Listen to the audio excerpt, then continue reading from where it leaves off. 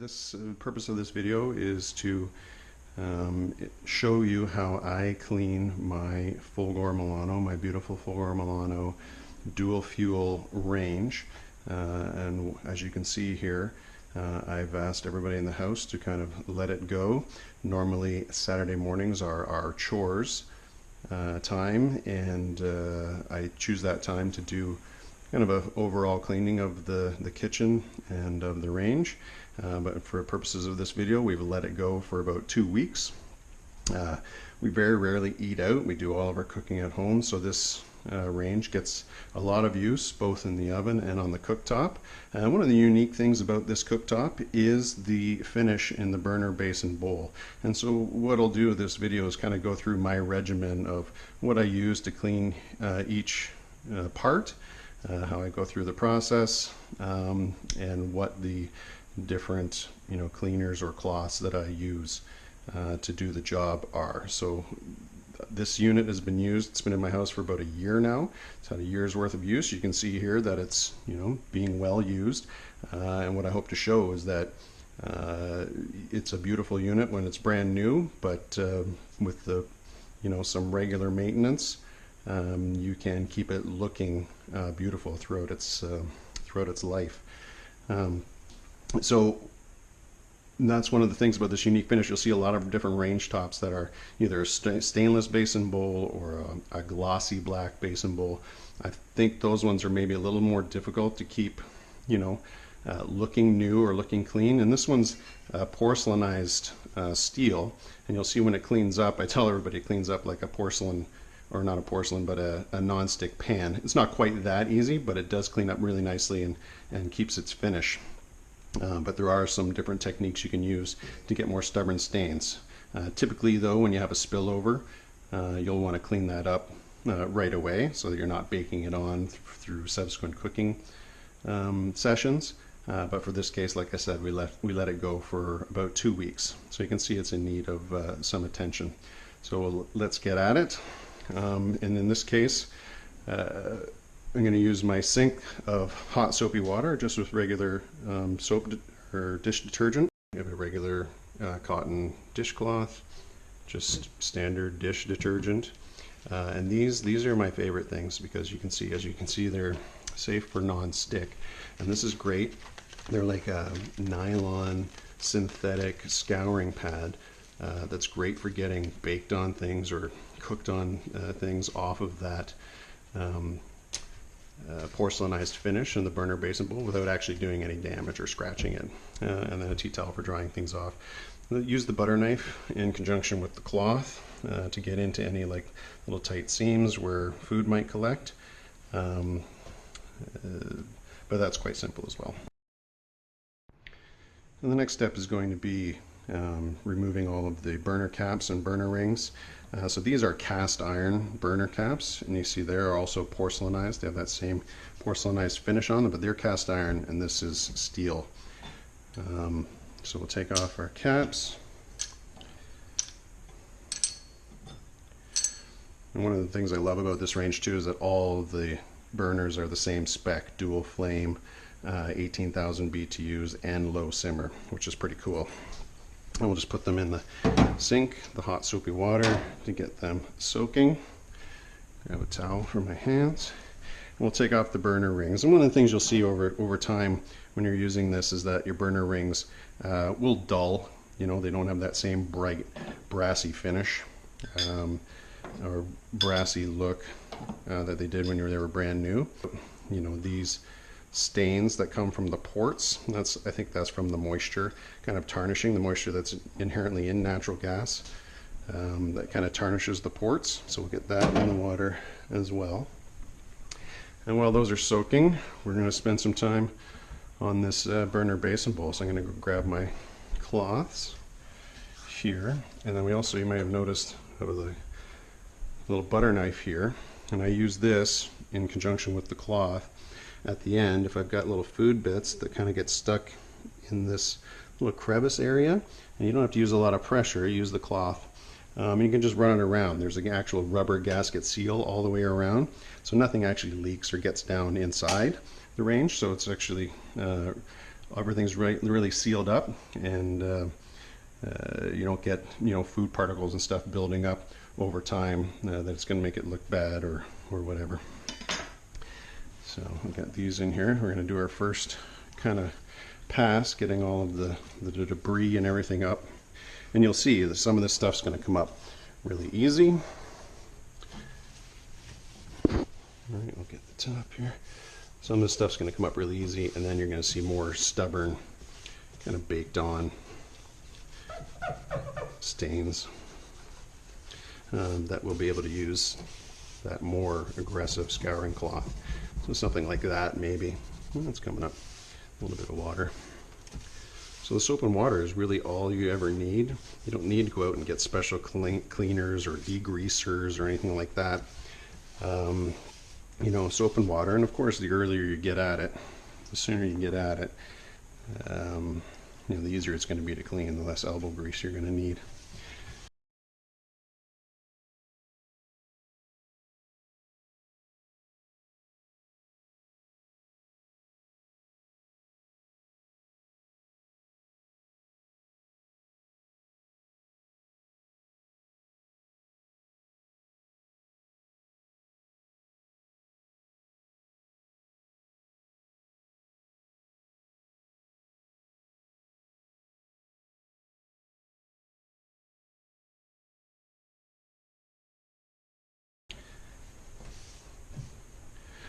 So we're going to give that a pass with the towel. I don't know if you can see that, but you got like a bit of a dull area there.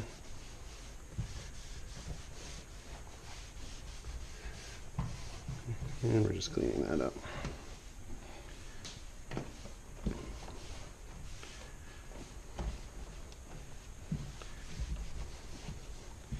And then once we got it dried off, we'll be able to see any other areas that need additional attention.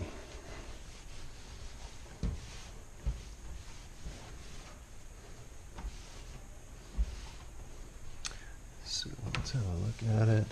Let's see as it's kind of drying off.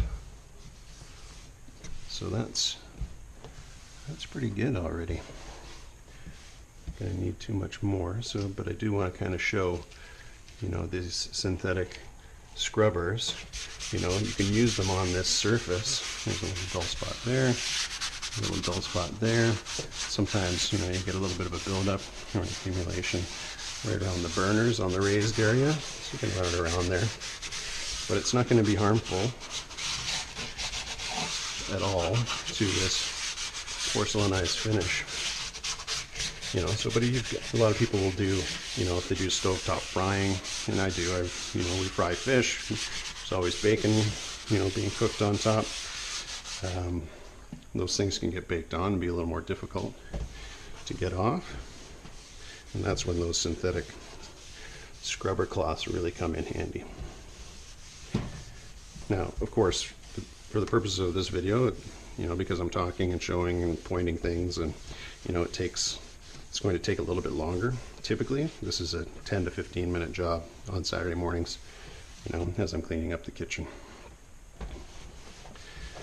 So I'll dry that off again.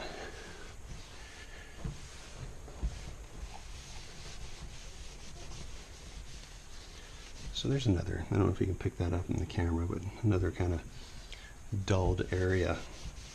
You know, if you really want to, you use that scrubber, but you'll see that as it dries, that matte finish kind of hides any of that stuff. And so again, after a year's worth of use, this cooktop still looks awesome.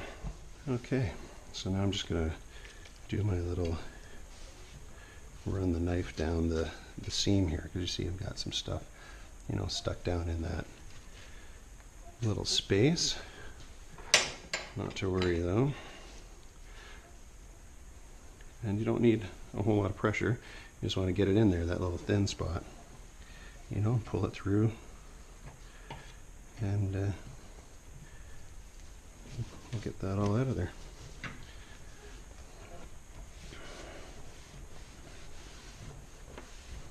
Nice.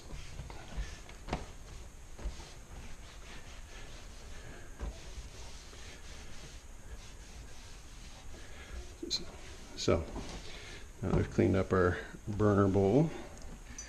We're going to go to work on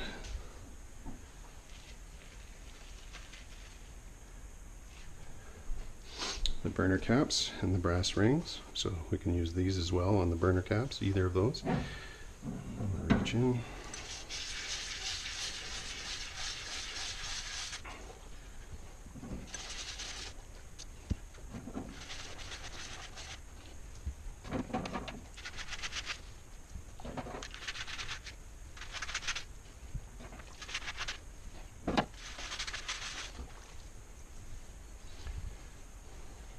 Thanks to a comment that I got on my previous cleaning video, there was a tip for keeping the brass rings basically brand new looking, or bringing them back to brand new look by using this Barkeeper's Friend. So I'll show you what I do every Saturday when I clean my range.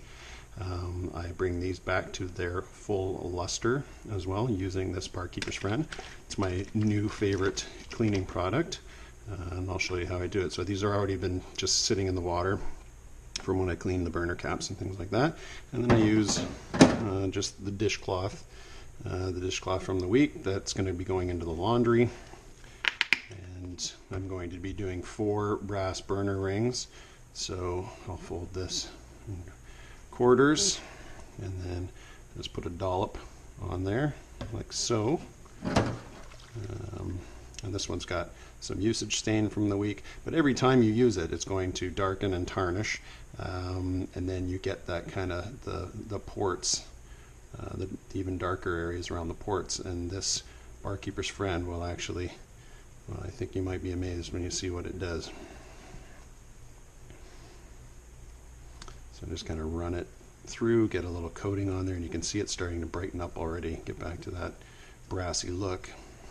And it doesn't take a whole lot of crazy scrubbing for it to start just taking off that. You can see the around the ports fading, and I'm just applying, you know, regular pressure. Some of them can be a little bit more stubborn than others, but it's almost like magic. So these ones closest to the little intake, or the intake ports here, or the airflow slots, tend to be take a little bit more work. And you can see the tarnish is actually coming off in the cloth, and that's why I kind of use this one before it heads off to the laundry, because I'm not going to use it to clean any more dishes during the week.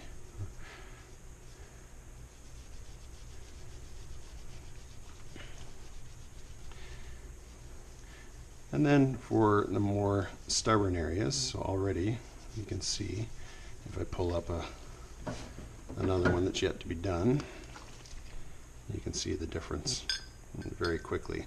So each one takes only a couple of minutes. Then we got some more stubborn stains on there, and that's when I'll use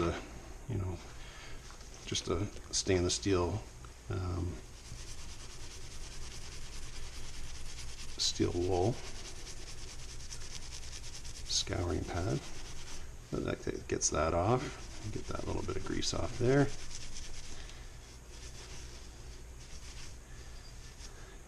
And then give it a rinse.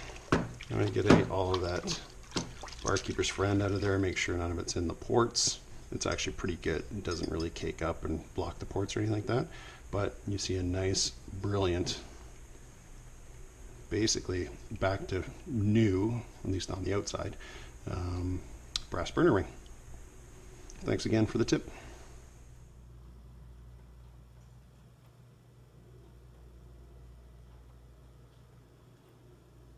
So now that we can do some work on the cast iron grates, and you can see they get spills, they get little marks and stuff on them, but because they're porcelainized cast iron as well, they wear very well and they clean very well. Typically, I just use the plastic scouring pads, or nylon, or some sort of plastic.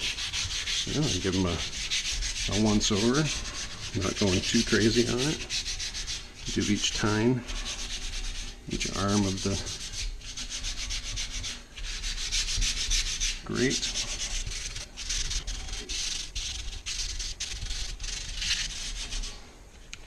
Alright, so that's the scrubbing part. I give it a once over with the cloth.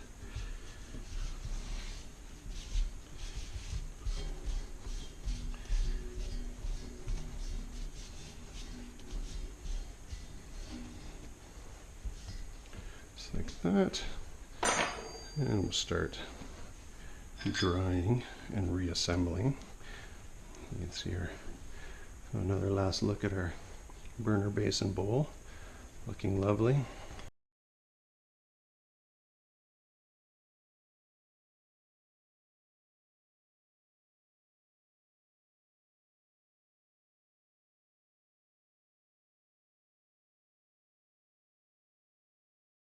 Where sometimes you'll get the sparker will keep going because it's not sensing the flame correctly.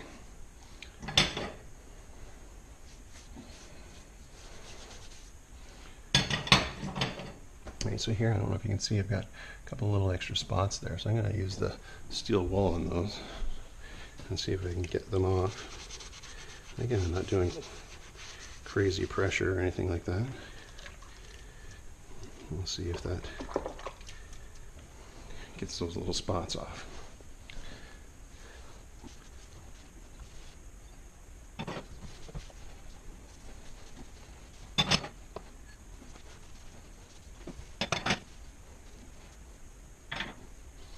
So I'm going to put these middle ones on.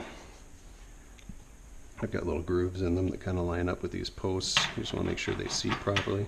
And I just give them a spin. And it tells me that they're in the right spot.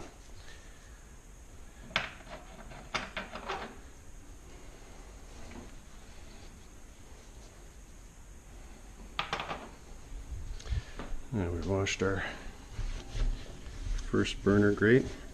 I don't spend any time on the bottom of them unless I had a serious spillover that I know is dripped down or needs extra attention. Typically it's just the surface that you're going to be cleaning off. So we'll give it a dry. Put it back in place. Nice. And our last one, we'll just give that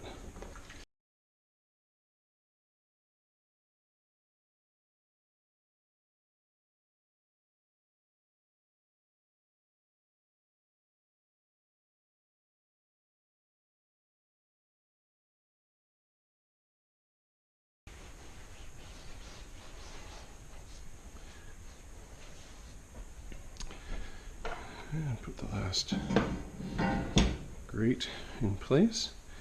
And so I don't know about you,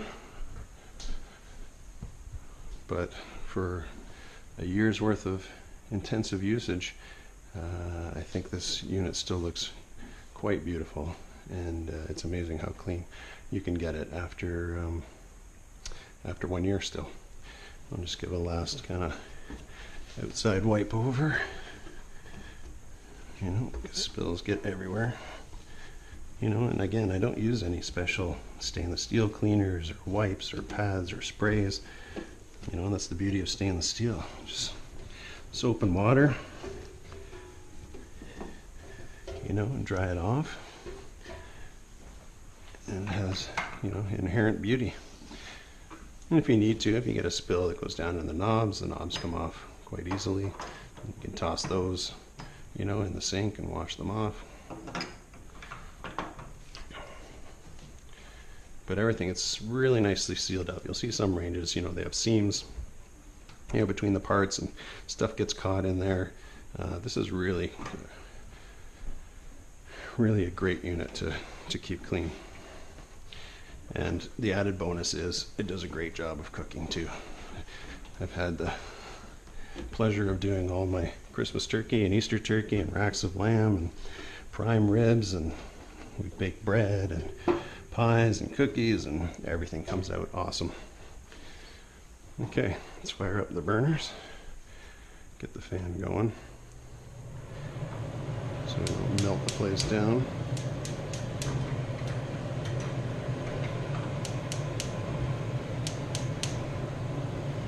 So you'll notice that you may have a little bit of a regular flame at the beginning. As it dries out all the ports and gets the moisture out, but basically by the next time you go to cook on it, everything will be regular again, looking normal. And that's it. That's how I keep my Fulgor Milano Sofia dual fuel range looking beautiful.